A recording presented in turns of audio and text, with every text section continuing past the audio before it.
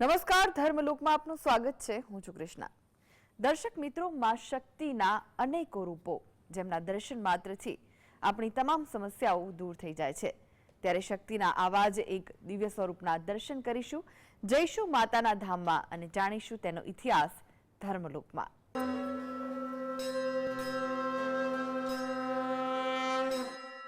માં શક્તિના અનેક રૂપ છે. શક્તિ વિવિધ નામોથી આ ધરતી પર પૂજાય છે, પરંતુ તેમના કેટલાક રૂપોના દર્શન જ આપે કર્યા હશે. શક્તિના એવા કેટલાય રૂપો છે જેના નામથી પણ આપણે અજાણ છીએ. ત્યારે આજે આપણે દર્શન કરીશું શક્તિના આવા જ એક સ્વરૂપના.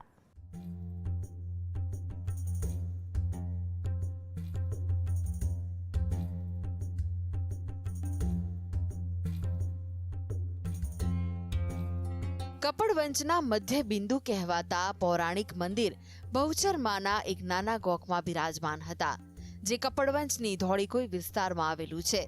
700 થી અધિક વર્ષ પહેલા આ મંદિર બંધાયું હોવાની લોકવાયકા છે. મંદિરનું ગર્ભગૃહ માત્ર પૂજારી સેવા પૂજા તેમજ આરતી કરી શકે તેટલું છે.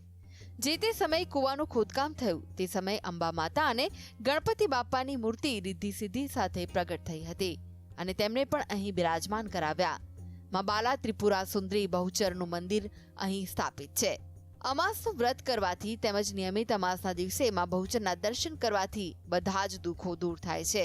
ત્યારે અમાસના દિવસે રાત્રે કપડવંજના આનંદના ગરબા અને મંડળો ભેગા થાય છે અને ગરબાની રમઝટ સાથે ભક્તિ રસથી આખું કપડવંજ માના રંગે રંગાઈ જાય છે. આ મંદિરમાં લગભગ કપડવંજના તમામ ભક્તો દર્શન માટે ઉમટી પડે છે. તેમજ અમદાવાદ, વડોદરા, આણંદ, નડિયાદ, સુરત તેમજ ગુજરાતના ઘણા બધા વિસ્તારોમાંથી ભાવિક ભક્તો દર્શન તેમજ અમાસ ભરવા આવે છે. અહીંયા ભક્તોનું એવું માનવું છે કે માતાના ચરણોમાં શીશ ઝુકાવવાથી મનોવાંછિત ફળ પ્રાપ્ત થાય છે. વાંઝાઓને બાળકની પ્રાપ્તિ થવાના અનેક કિસ્સા મળે છે. તો અહીંયા અમાસની સાથે રવિવાર ભરવાનો પણ અનેરો મહિમા છે. આ કપડવંજ નગરની અંદર જે કપડવંજ ગામનું જે મધ્ય બિંદુ કહેવાય, જે મધ્ય સ્થાન કહેવાય, તમે નેટ ઉપર પણ સર્ચ મારો કપડવંજનું મધ્ય સ્થાન તો આ બહુચર માતાનું મંદિર જ આવે છે. આ મંદિર લગભગ 700-800 વર્ષ કરતાં પણ પૌરાણિક મંદિર છે. અમને તો બહુ ખ્યાલ નથી, પણ અમે જે ગઈડ્યા હતા એમને પૂછ્યું હતું કે જે તે વખતે મંદિરમાં જ્યારે અહીંયા બાજુમાં કૂવાના ખોદકામ થતું હતું તે સમયે અહીંયા અંબે માતાની મૂર્તિ અને બાજુમાં ગણેશજીની મૂર્તિ રિદ્ધિ સિદ્ધિ સાથે એ મૂર્તિ પણ ત્યાંથી જ પ્રગટ થઈ હતી, જેની સ્થાપના અહીંયા જ કરેલું છે. અહીંનું મહત્ત્વ જોઈએ તો અહીં આગળ અમાસના દિવસે, રવિવારના દિવસે જેમ કે રોજ અહીં આગળ કેટલા પણ જે પણ અહીં દુઃખી કોઈ આવતું હોય, માતાજી આગળ એની મનોકામના માતાજી એની પૂરી જ કરે છે. અહીં આગળ માતાજી ક્યારેય કોઈને નિરાશ થવા નથી દેતું. નાની દીકરીઓનું અહીં આગળ કન્યા પૂજન કરવામાં આવે છે. એ દીકરીઓને ભોજન કરાવવામાં આવે છે. એ દીકરીઓને શણગાર આપવામાં આવે છે. ઉપરાંત બારસના દિવસે અહીં આગળ ભંડારાનું આયોજન કરવામાં આવે છે. ખૂબ મોટી સંખ્યામાં અહીં બારસના દિવસે બધા પ્રસાદી લેવા ભક્તો આવે છે. ટૂંકમાં આ મંદિર કપડવંજનું બહુ મહત્ત્વનું મંદિર છે એમ કહીએ તો ચાલે.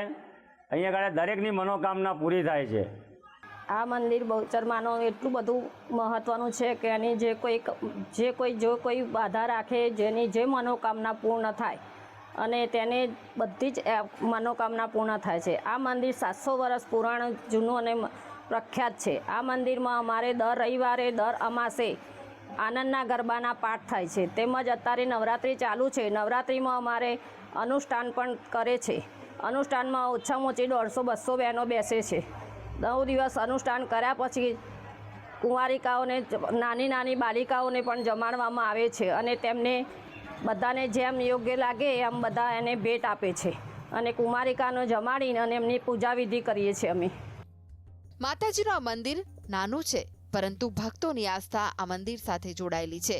આ મંદિરમાં દર રવિવારે મહિલાઓ દ્વારા કલાકો સુધી ચોકમાં આનંદના ગરબાનું રસપાન કરાય છે. આ ગરબાની શ્રદ્ધા અને ભક્તિ સાથે આરાધનાથી સર્વકામના પરિપૂર્ણ થાય છે. હાલ આનંદનો ગરબો ભારતભરમાં દરેક ઘરમાં ગવાઈ રહ્યો છે.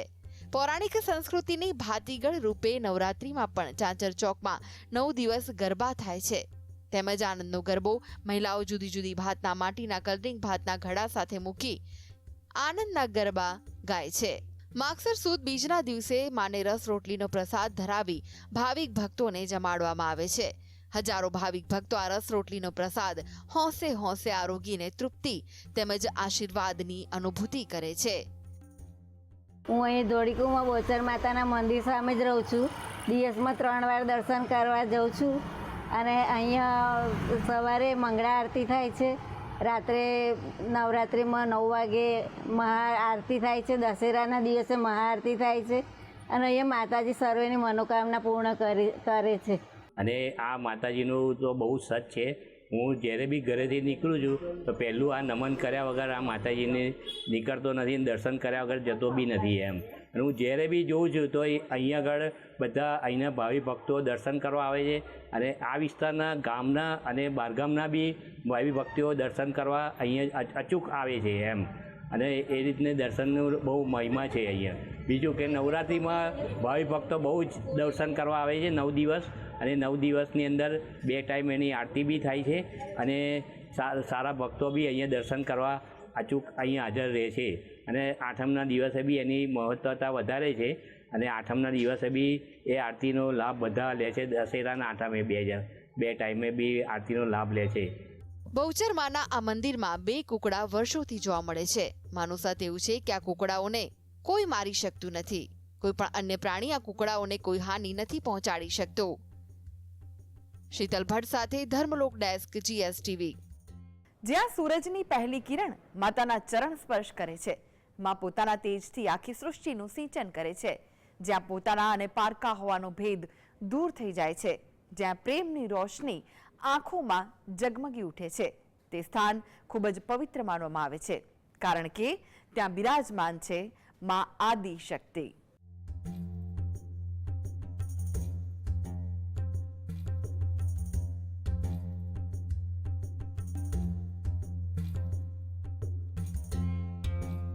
કચ્છના ભુજ ખાતે માં આશાપુરાનું ઐતિહાસિક મંદિર આવેલું છે.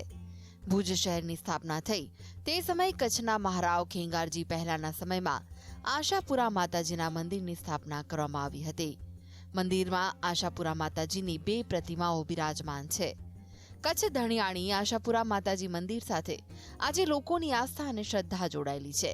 મોટી સંખ્યામાં ભાવિક ભક્તો આશાપુરા માતાજીના મંદિરમાં દર્શનાર્થે આવે છે. જ્યારે ભુજ શહેરની સ્થાપના કરવામાં આવી તે સમયે મંદિરનું બાંધકામ કરવામાં આવ્યું હતું. આમ આશાપુરા મંદિર સાથે ઇતિહાસ જોડાયેલો છે. કહેવાય છે કે ભુજની સ્થાપના થઈ તે સમયે કચ્છના મહારાવ ખેંગારજી પહેલા મંદિરની સ્થાપના કરી હતી. સંવત 1610માં ભુજ આશાપુરા માતાજીની સ્થાપના કરવામાં આવી. કચ્છના મહારાવ ખેંગારજી પહેલા ભુજ આશાપુરા મંદિરની સ્થાપના કરી.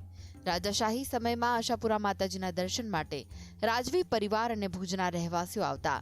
નિજ મંદિરમાં આશાપુરા માતાજીની 2 પ્રતિમાઓ છે. કચ્છની કુળદેવી તેમજ દેશ દેવી તરીકે ઓળખાતા આશાપુરા માતાજીનો મહિમા અને શ્રદ્ધા અપરંપાર છે. કચ્છ અને બહારથી આવતા પ્રવાસીઓ માતાના દર્શન કરવા માટે ચોક્કસ પહોંચે છે.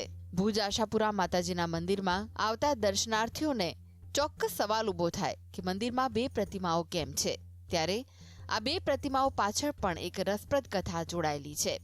ભુજ આશાપુરા મંદિર ખેંગારજી પહેલા જ્યારે ભુજ સંવત 1605માં વસાવ્યું એની સાથે આ ભુજ આશાપુરા મંદિરની સ્થાપના કરવામાં આવી અને આ સ્થાપના સંવત 1610માં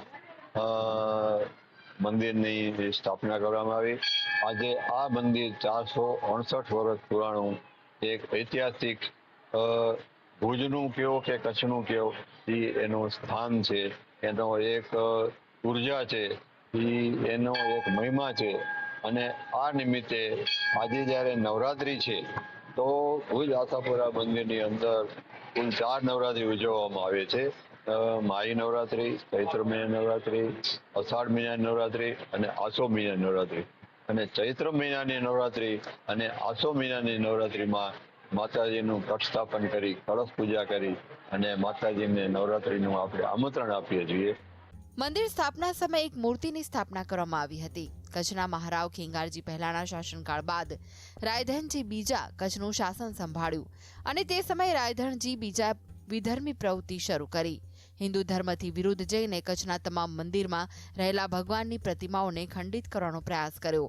તે સમયે ભુજ આશાપુરા મંદિરના પૂજારી આ વાતની જાણ થતાં જ આશાપુરા માતાજીની મૂર્તિ ખંડિત થતી બચાવવા માટે મૂર્તિને ભૂગર્ભમાં ઉતારી દીધી. ત્યારબાદ અંજારના શેઠને રાયધણજી બીજા વિધર્મી પ્રવૃત્તિની ખબર પડતા તેમણે નાના રજવાડા ભેગા કરી કચ્છના તે સમયના મહારાવ રાયધણજી બીજા ગાદી પરથી હટાવવામાં આવ્યો અને નજરકેદ કરવામાં આવ્યા. મંદિરમાં આશાપુરા માતાજીની બીજી મૂર્તિની સ્થાપનાનો નિર્ણય લીધો. તે સમયે મંદિરના પૂજારીએ ભૂગર્ભમાં છુપાવેલ આશાપુરા માતાજીની પ્રતિમા બહાર લાવ્યા અને મંદિરમાં આશાપુરા માતાજીની 2 પ્રતિમાઓની સ્થાપના કરી. ભીડભાડ તો બહુ જ છે. માતાજીના જે નોરતા ચાલુ છે તો ક્યાંથી ને ક્યાંથી માતાજીના પગે આવે છે, અહીંયાથી દર્શન કરીને માતાના મળ જાય છે. અમને તો બહુ જ સારું વાતાવરણ લાગે છે. આવી ભીડ તો આમ ક્યાંય નથી જોવા મળતી. ઘણા વર્ષોથી સેવા કરું છું અને નવરાત્રિ અત્યારે બહુ ભીડ હોય છે. 9 દિવસ સુધી નવરાત્રિ હોય છે અને માથું બહારના એટલા જાત્રાળુ આવે છે અને અહીંયા દર્શનાર્થીઓ અને 2 ટાઈમ આરતીમાં એટલી ભીડ થાય છે, આરતી થાય છે અહીંયા. ભુજ મંદિરમાં બિરાજમાન આશાપુરા માતાજીની 2 પ્રતિમાઓ શ્રદ્ધાળુઓની આસ્થાનું કેન્દ્ર છે. તો અહીંયા માતાજીના મંદિરમાં 10 મહાવિદ્યાના ચિત્રો પણ લગાવવામાં આવ્યા છે. આ ચિત્રો 7 પ્રમોદ નામના શાસ્ત્રોક્ત વિધિથી સિદ્ધ કરવામાં આવ્યા છે. આ ચિત્રો આજકાલના નથી પણ 110 વર્ષ પુરાણા છે, જે મંદિરના દર્શનાર્થીઓનું ધ્યાન ખેંચે છે. સાથે જ મંદિર બહાર 200 કિલોનો ઘંટ લગાવવામાં આવ્યો છે. મંદિરમાં લગાડેલો ઘંટ પાછળ વર્ષો જૂની પરંપરા છે. વર્ષો પહેલા રાજાશાહી સમયમાં મંદિર સવારે ખોલવામાં આવે અને સાંજે બંધ કરાય ત્યારે ઘંટ વગાડવામાં આવતો, જે પરંપરા આજે પણ યથાવત છે. આજે પણ જ્યારે સવારના સમયે મંદિર ખોલવામાં આવે અને સાંજે મંદિર બંધ કરતા સમયે ઘંટ વગાડવામાં આવે છે. સાથે જ જ્યારે કોઈ રાજવી પરિવાર મંદિરના દર્શન માટે આવે ત્યારે ઘંટ વગાડવામાં આવે. આમ ભુજના રાજાશાહી સમયની ઐતિહાસિક પરંપરા આજે પણ યથાવત છે. દાઉદ સામેજા સાથે ધર્મલોક ડેસ્ક GSTV. તો દર્શક મિત્રો, આ સાથે જ આગળ જોઈશું વિશેષ રજૂઆત સુખની શોધમાં. તે પહેલા લઈએ વિરામ.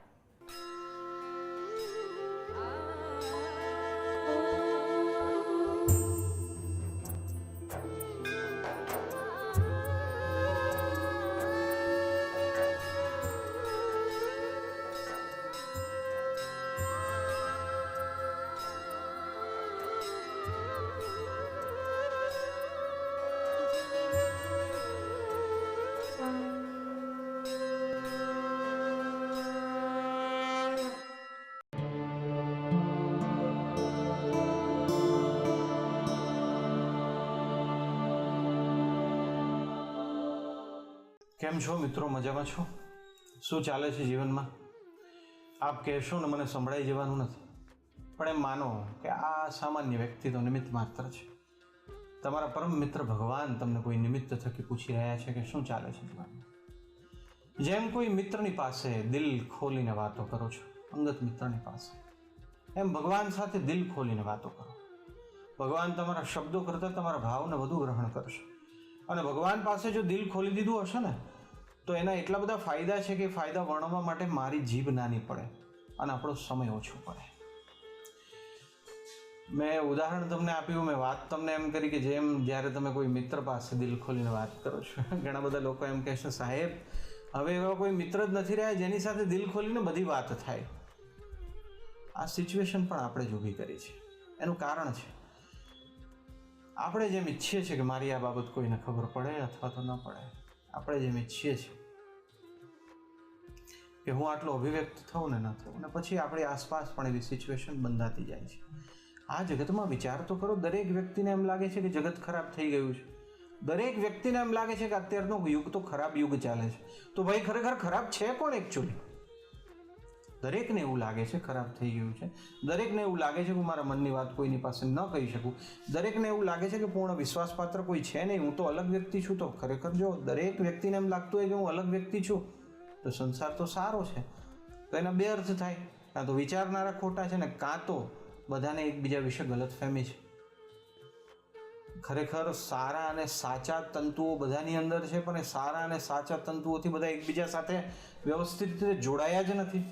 પ્રેમ અને વિશ્વાસનો બરાબર જેવું છે તેવું તંતુ બંધાયો જ નથી. હા, વાત એમ નથી કે બધા જ લોકો વિશ્વાસપાત્ર હોય છે, એવું ક્યારેય હોતું નથી મિત્રો. કોઈ કાળમાં કદાચ હતું નહીં, કદાચ સતયુગમાં થોડું થોડું હશે તો ઈશ્વર જાણે, પરંતુ એટલું તો ચોક્કસ છે કે બધા લોકો વિશ્વાસપાત્ર નથી એવું પણ નથી. પણ આજે વાત તો દિલ ખોલીને ઈશ્વર પાસે વાત કરવાની છે. કેટલી બધી સમસ્યાઓ છે તમને, ઘણી બધી સમસ્યાઓ છે ને, ભગવાન સાથે વાત કરો ને, દિલ ખોલીને વાત કરો, એકલામાં વાત કરો. મોબાઈલમાં કોઈ ખાનગી વાત કરવી હોય તો હમણાં તો એક નવો ટ્રેન્ડ જાગ્યો છે. પેલું તો કોઈ મોબાઈલ સાદી વાત થાય તો કોઈ રેકોર્ડ કરે, લોકો વોટ્સએપ કોલ કરે છે. કોઈની પાસે આઈફોન હોય તો ફેસ ટાઈમ પર કોલ કરે છે. ભાઈ આ રેકોર્ડ ના થાય, આ બીજું કોઈ સાંભળે નહીં. આપણી એમ ઈચ્છા હોય છે કે આપણી અંગત વાત કોઈ સાંભળે નહીં. અરે તો કોઈ એવા ખૂણામાં જઈને વાત કરો જ્યાં તમારા સિવાય કોઈ ન હોય. ભગવાનને મનથી વાત કરો, મોઢું બંધ રાખીને વાત કરો, અથવા તો ખુલીને વાત કરવી હોય તો શાંત ખૂણો પસંદ કરીને પ્રભુ મારા જીવનમાં આવું આવું થાય છે વાત કરો. મિત્રો ઘણું બધું અંદરથી નીકળી જશે, ઘણી બધી નેગેટિવિટી નષ્ટ થઈ જશે. એકવાર આવી ટેવ પાડવામાં આવશે તો પણ આવી ટેવ પાડવી આવશ્યક છે. પછી કરીશું એમ કરીને આપણે અનંત કાળ કાઢી નાખ્યો છે. આજે નહીં કાલે કરીશું, હું તો આમ છું, હું તો તેમ છું, અરે મને ન ખબર પડે, અરે ઈશ્વર તો, ભાઈ તમે યાર બધાને સમજાવો ઠીક છે, ઈશ્વરને સમજાવવાનો પ્રયત્ન ન કરો. ઈશ્વરને માત્ર જણાવો, પ્રભુ આપ તો બધું જાણો છો, પણ છતાં હું અભિવ્યક્ત કરું છું મારા મનની જરા શાંતિ માટે. ટેવ પાડવા જેવી છે મિત્રો. આ ભગવાન સાથે ખુલીને વાત કરી, અરે પ્રભુ આજે તો આવું થયું, તમને ખબર છે પેલો આમ મને છેતરી ગયો. પ્રભુ તમને એમ લાગે કે સાહેબ હું ભગવાન સાથે વાત કરવાનો પ્રયત્ન કરું ને મારી જરા ભાષામાં થોડી ગાળો બાળો આવી જતી હોય છે, ભગવાન સાથે વાત કરું. તમે પ્રયત્ન કરો ભગવાન સાથે સારા શબ્દોમાં વાત કરો, પણ ખરેખર સાચા દિલથી વાત કરતા હોય, જેવા તેવા શબ્દો બોલે છે તો ભગવાન તમને એમ નહીં કે ભાઈ આ કેવું થઈ ગયું, આ કેવું થઈ ગયું. ભગવાન તમને ધીરે ધીરે એવી શક્તિ આપશે કે સારા શબ્દો નીકળશે. ભગવાન સાથે વાત કરવાની શરૂઆત તો કરી. અને એવું નથી કે તમે મૂર્તિ પાસે બેસીને જ વાત કરી શકો, મંદિર મસ્જિદ ચર્ચમાં જ વાત કરી શકો, એ તો સર્વત્ર છે. આ કોઈ એમને વાત નથી, એ સર્વત્ર છે. ઈશ્વરનું સીસીટીવી કણે કણમાં છે, ક્ષણે ક્ષણમાં છે. તમે બસ ખાલી હે પ્રભુ એમ કરીને બોલો એટલે મોબાઈલ લાગી જ જવાનો. અને એમ નહીં બોલો તો તમે જે નામે પ્રભુને પોકારતા હો, પણ એકવાર પ્રભુ સાથે વાત કરવાની શરૂઆત કરી. હે પરમેશ્વર, હું ભૂલ ભરેલો મૂર્ખ વ્યક્તિ, ઘણા બધા પાપ મેં જીવનમાં કર્યા, પણ પ્રભુ આપને મારા પરમ મિત્ર ને પરમ હિતેચ્છુ માનીને મારી અત્યંત નાની સમજણ પ્રમાણે આપની સામે અભિવ્યક્ત કરું છું. પ્રભુ સહાયતા કરો, મને શુદ્ધ પણ બનાવો, મારા પાપોનો નાશ કરો, મારા સુખ સમૃદ્ધિ અને પ્રગતિમાં વધારો કરો. પ્રભુ આગળ પાછળનું મેં કહી દીધું, વચ્ચેનું પ્રભુ સાથે તમે ગમે તે વાત તમે શેર કરી શકો. પ્રભુ પેલા ભાઈ સાથે મેં આટલી બધી વખત આટલું બધું સારું રાખ્યું, પણ અંતે એને મને દગો આપ્યો. પ્રભુ આમ હોય, અરે પ્રભુને કહો, કોઈ ન સાંભળે તો. પ્રભુ જેટલા શ્રેષ્ઠ મિત્ર બીજા કોઈ ખરા? પ્રભુ પાસે વાત કરીને અંતે ઉપાય પણ માગો, અને ધીરે ધીરે એવી પદ્ધતિ વિકસાવો કે તમારી અંદર એવી શુદ્ધતા વધતી જાય, તમારી રેડિયો ફ્રીક્વન્સી એવી બનતી જાય કે પ્રભુ જે સંકેતો આપે છે તેને તમે ઝીલી પણ શકો. એવું ધીરે ધીરે પ્રયત્ન કરો. થઈ શકે છે મિત્રો. અશક્ય અસંભવ સારી વસ્તુ કોઈ નથી. આપણે આપણી જાતને સીમિત કરીને બેઠા છીએ. રામકૃષ્ણ પરમહંસ પરમેશ્વરી દેવીનો સાક્ષાત્કાર કરીને તેમની સાથે વાત કરી શકતા હતા. તમે પણ કરી શકો છો. એ પાત્રતા વિકસાવો. આ મહાપુરુષો કહીને શું ગયા? અમે જે આધ્યાત્મિક ઊંચાઈએ પહોંચ્યા એમાં આપ પણ પહોંચી શકો છો. આપ બસ પ્રયત્ન કરો. મિત્રો આ અનંત ઉર્જા જેમની તેમ આપની અંદર છે. માની લો કે કોઈ વીજળીનો મહાગઠ્ઠો, એક વીજળીનું સ્ટેશન જેમાં નિરંતર વીજળી ઉત્પન્ન થતી રહે છે, પણ આપણે એનો ઉપયોગ અત્યાર સુધી નોકરી ધંધો કરવામાં વાપર્યો. આપણે એનો ઉપયોગ અધ્યાત્મમાં અને અસાધારણ શક્તિઓ પાછળ વાપરીશું તો એ પણ પ્રગટ થશે. ખરેખર કહું છું તે પ્રગટ થશે. દિલથી કહું છું કે તે પ્રગટ થશે.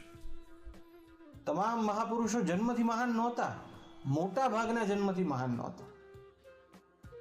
પ્રયત્ન કર્યો અને થયા. યોગ્ય દિશા. એટલું યાદ રાખજો, ઘણા બધા લોકો મનમાં એવી ગાંઠ બાંધીને બેઠા છે કે પ્રભુના માર્ગે ચાલીશું પછી સમસ્યાઓ આવશે નહીં. ખોટી વાત છે. પ્રભુના માર્ગે ચાલીશું. તમારા કર્મ કરેલા છે તે તો ભોગવવા પડશે. જો એ ધોવાયા નહીં હોય તો પ્રતિક્રમણથી, પશ્ચાતાપથી, પણ પ્રભુના માર્ગે ચાલશો તો શક્તિ મળશે સ્થિર રહેવાની, શક્તિ મળશે પોતાની જાતને સદા સંભાળી રાખવાની, પોતાની જાત સાથે સદા બેલેન્સ રાખવાનું. આ જગતના અભિપ્રાયોનું બહુ તમારી પર અસર પડવાનું બંધ થઈ જશે. તમે સ્થિર બનશો. તમને ખ્યાલ આવશે કે જે નકામું છે તે નકામું જ છે, જે સાચું છે તે જ અપનાવવા યોગ્ય છે. તમને ખ્યાલ આવશે. ક્યારેક એવો સમય આવ્યો કે 2 ટંકનું ભોજન પણ ન મળ્યું તો પણ તમને સ્થિરતાપૂર્વક એવો વિચાર કરી શકશો કે વાંધો નહીં, આજે નહીં તો કાલે થશે. મેં તો એક્સ્ટ્રીમ પરિસ્થિતિની વાત કરી તો તમે વિચાર કરી શકશો. મિત્રો, વાતો તો આપણે ઘણી કરીએ, ઘણાની સાથે કરીએ. મોબાઈલ આવી ગયા પછી તો અગણિત કરીએ. એમાંય અમુક પ્રકારના ટોક ટાઈમ આવી ગયા પછી તો અગણિત કરીએ છીએ. જેની સાથે મફતમાં વાતો કરી શકીએ, જેને બધું જ કહી શકીએ, જે ક્યારેય આપણા રહસ્યો બીજાની સામે ઉજાગર નહીં કરે, જે આપણા દુઃખના દિવસોમાં આપણને મદદ કરવાનો પૂર્ણ પ્રયત્ન કરશે, ને પાછા જે સર્વથી વધુ શક્તિશાળી છે એની સાથે વાતો કરવાનું રહી કેમ ગયું? આટલા બધા સાથે વાતો કરી, એની સાથે વાતો કરવાનું રહી કેમ ગયું? હું જોઉં છું ઘણા બધા લોકો, કોઈ મોટા ઓફિસર, અત્યંત મોટા ઓફિસર હોય, અત્યંત મોટા મંત્રી હોય, અત્યંત મોટા સેલિબ્રિટી હોય, મળવાનો 4-5 વર્ષથી પ્રયત્ન કરતા હોય. એમની સાથે ફોટો પડાવવા માટે 2 સેકન્ડ પણ મળી જાય તો પણ પોતાની જાતને ધન્ય માને.